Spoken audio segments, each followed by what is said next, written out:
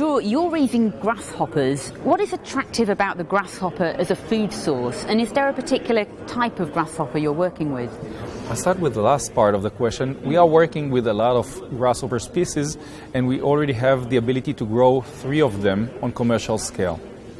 Grasshoppers are amazing because of several reasons. One is they are the most widely eaten insect in the world, so there's very high demand for them worldwide. The second reason is they are superior to any other animal in terms of nutritional content, with over 70% protein. And the last part is grasshoppers, based on their vegetarian diet, are almost neutral in taste and flavor, making them a very interesting ingredient for the food industry. Because, we often hear a lot about crickets in relation to edible insects. So you believe that, grasshoppers have some key advantages over the house cricket? Absolutely, on every aspect. Yeah. Well, people started growing crickets because of 2 reasons. One, some of them tried growing grasshoppers and failed, and others just find it relatively easy because these are very easy animals to work with. But that's on small scale. On larger scale, it is a challenge because crickets live as individuals and they die at high densities, while grasshoppers have a tendency to swarm, making them best suited for intensive farming. Okay, so give us a sense of the grasshopper farming landscape. Are there lots of companies raising grasshoppers for food, or are you in a field of one? Well, we are the world first on commercial scale. I can tell you that there's a lot of companies that try to grow grasshoppers on commercial scale. Each one of them failed because of different aspects in growing the grasshoppers, and I believe that in the future we will find many more. So what are you feeding your grasshoppers, and why are you making that choice? Easy, grasshoppers. We provide them grass, and we find it very efficient. However, we do work on alternative feed that will make grasshopper farming much more efficient. I've heard with crickets, for example, that you have to be very careful what you feed them because, what goes in comes out, if you like. Is that the same for grasshoppers? Well, it's a much more simple challenge to work with because crickets do eat almost any organic matter, so you really have to be careful with them. Grasshoppers are picky eaters. They eat grass. Yeah.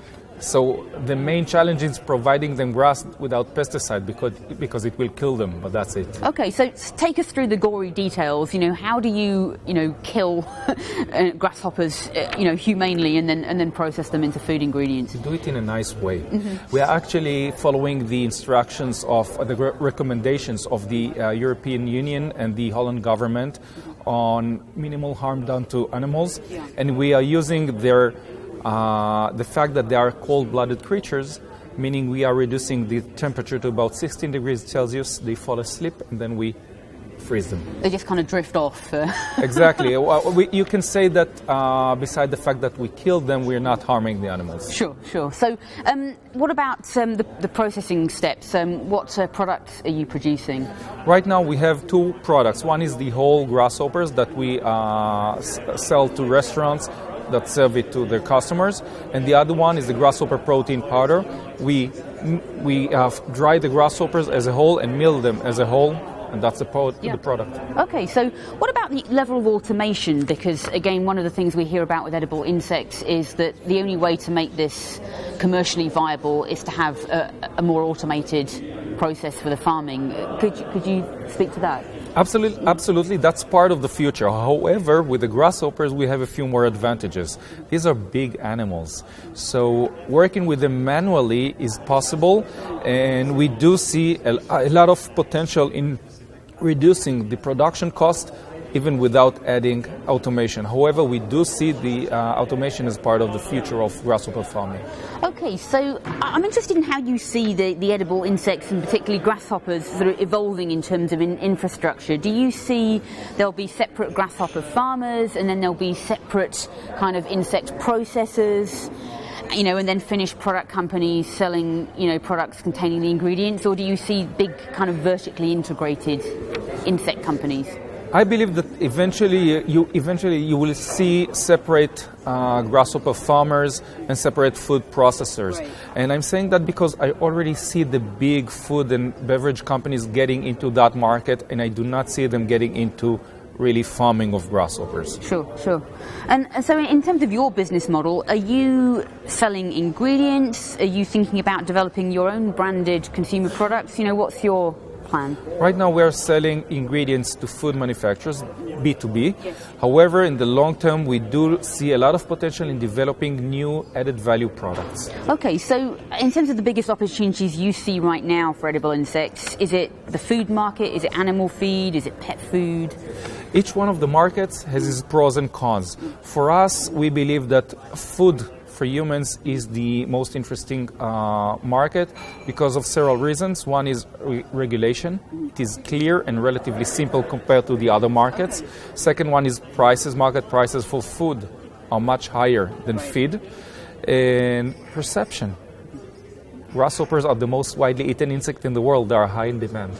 Okay, so from the perspective of food, in terms of application areas, where are you seeing the most interest at the moment?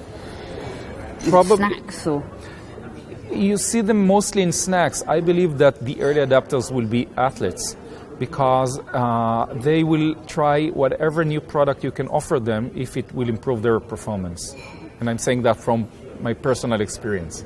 Okay, so I'm interested in your take on the long-term viability of edible insects in the US, because there seemed to have been a lot of interest in this market maybe 2 or 3 years ago, and there was a lot of excitement and a lot of free publicity. Yes. And it feels like things have calmed down a bit and people are saying, well, it's interesting, but this is going to be 10, 15 years down the road. What's your feeling on that? Maybe it calmed down a little bit in terms of PR, but in terms of market activity, the other way around. I think right now the greatest problem for this market to grow fast is not on the demand side, it's on the supply side. Okay. That's one thing. The second thing is we already see the big guys getting into this market. PepsiCo announced that they have Doritos with mealworm protein. Coca-Cola looking into new beverage. IKEA, for instance, are looking for serving insects in their restaurants. Okay. And many, many more brand names, all of them already contacted us and even came to Israel to meet with us. So we see great potential for this market, even for the short term. So just finally, in terms of your business, do you have commercial product available now? What stage are you at? The product is actually ready. However, we are delaying the start of supply to the US market because we need to scale up. The demand is much higher than what we can produce, and we want to be ready with capacity.